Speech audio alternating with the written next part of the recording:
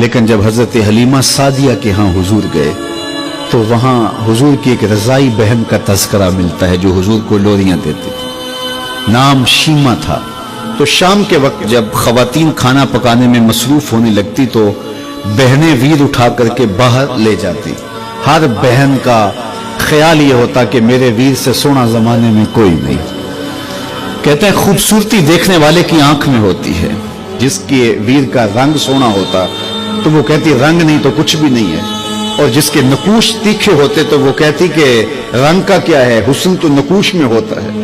جس کی آنکھیں خوبصورت ہوتی وہ کہتی میرے ویر کی جھیل جیسی آنکھیں تو دیکھو۔ اب یہی بنو سعد کے محلے میں ہوتا، بچیاں اپنے ویر اٹھا کے لے آتی ہے، کہتی میرے ویر ورگا کوئی نہیں، دوسری کہتی میرے ویر جیسا نہیں۔ اتنے میں حضرت شیمہ اپنا ویر محمد اٹھا کے لے آتے اور دور سے کہتے نہیں میرا ویر بھی آ گیا، تو سب کے سر جھک جاتے کہتے نہیں نہیں نہیں نہیں شیمہ تیرے ویر کا مقابلہ تو نہیں نا، ہم تو آپس میں بات کر رہی ہیں۔ اور پھر جب کسی بہن کے ویر کو متفقہ طور پہ ساری کہہ دیں کہ تیرا ویر ہی سونا ہے تو پھر اس کا فخر تدیدنی ہو نا، پھر ان کا ذوق آسمان کو چھونے لگتا۔ ابن حشام سیرت کی سب سے پہلی کتاب، اس میں یہ واقعہ لکھا ہے کہ پھر حضرت شیمہ حضور کو اپنی آغوش میں لے کے سمیٹتی اور پھر چومتی اور پھر وہ لوری دیتی، اور وہ لوری کے لفظ بھی لکھے ہیں ربنا ابق لنا محمدا حتی اراہ یافعا و امردا، اللہ میرے ویر محمد کو سلامت رکھنا، آج یہ پالنے میں بچوں کا سردار ہے، کل وہ لمحے آئے جوانوں کا بھی سردار ہو۔ اور پھر جھوم جاتی اور کیا خوشی ان کی دیتنی ہوتی۔ اور پھر وہ منظر بھی آیا کہ حضور علیہ السلام مکے چلے گئے اور یہ جوان ہوئی اور پھر ان کی شادی کسی قبیلے میں ہو گئی۔ آقا کریم نے اعلان نبوت کیا، 13 سال کا وقت کٹا اور پھر حضور مدینہ شریف چلے گئے۔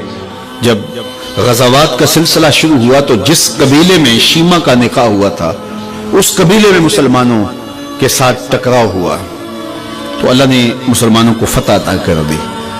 تو اس قبیلے کے لوگ قیدی ہو کے حضور علیہ السلام کے غلاموں کے ہاتھوں گرفتار ہیں۔ تو یہ اپنے قیدیوں کو چھڑانے کے لیے قبیلے کے سردار ایک ایک گھر سے فدیے کے لیے رقم جمع کر رہے ہیں۔ چلتے چلتے شیمہ کے گھر بھی پہنچے جو کہ ایک عمر کا حصہ گزار چکی تھی، اور جا کے کہا کہ اتنا حصہ آپ کا بھی آتا ہے۔ کہا کس لیے؟ کہا وہ جو لڑائی ہوئی ہے اتنے ہمارے بندے گرفتار ہو گئے تو ان کو چھڑانا ہے۔ تو چلتے چلتے باتوں میں کسی کے لبوں پہ حضور کا نام آ گیا تو شیمہ نے کہا اچھا انہوں نے تمہارے لوگ پکڑے؟ کہا ہاں۔ تو کہا پھر تم رقم اکٹھی نہ کرو، مجھے ساتھ لے چلو۔ انہوں نے کہا تجھے ساتھ لے چلیں؟ کہا تم نہیں جانتی وہ میرا ویر لگتا ہے، وہ میرا بھائی لگتا ہے۔ قوم کے سرداروں کے ساتھ حضرت شیمہ حضور کے نوری خیموں کی جانب جا رہی ہیں اور صحابہ ننگی تلواروں سے پہرا دے رہے۔ یہ مکی دور تو تھا نہیں، یہ مدنی دور تھا۔ اور شیمہ قوم کے سرداروں کے لے کے جب آگے بڑھنے لگی نا تو صحابہ نے تلواریں سونت دی، رک جا اے دیہاتی عورت، جانتے نہیں آگے پوچھا رسول ہے، آگے بغیر اذن کے جبریل بھی نہیں جا سکتے، تم کون ہو؟ تو شیمہ نے جو لفظ کہے وہ لفظ نہیں ہے، اس نے کہا خلو سبیلی وَعَلَمُوا أَنَا أُخْتُ نَبِيِّكُمْ، میری راہیں چھوڑ دو، تم جانتے نہیں میں تمہارے نبی کی باجی لگتی۔ تلواریں جھک گئی، آنکھوں پر پلکوں کی چلمنے آ گئی۔ رک جا اے دیہاتی عورت، جانتے نہیں آگے پوچھا رسول ہے، آگے بغیر اذن کے جبریل بھی نہیں جا سکتے، تم کون ہو؟